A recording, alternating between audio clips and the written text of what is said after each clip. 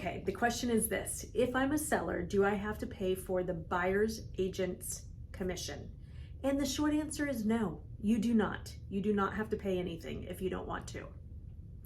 But the bigger question you should be asking yourself is, what is the strategy and the pros and cons for offering a buyer's agent commission? That's what you should be talking to your agent about. And in fact, any decision along the listing process should always be backed by strategy and critical thinking. That's how you should be working with your listing agent.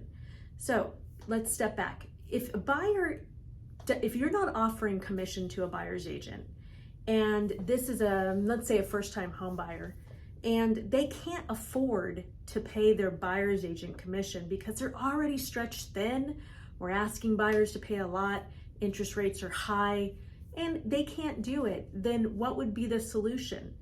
To work with the listing agent? Well, that's called dual agency. And where dual agency, there's pros and cons with dual agency.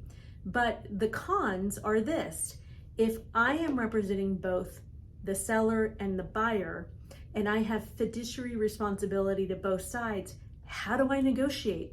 Who am I negotiating for? If the buyer wants a credit, I take it back to the seller. Seller wants my opinion, I can't give it because I have a responsibility to both sides. So I become the facilitator of the transaction and I'm not the negotiator. And that's the issue with dual agency.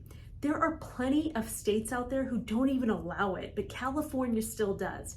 I hope that changes. I hope that's coming down the pipeline, but for now we do allow it.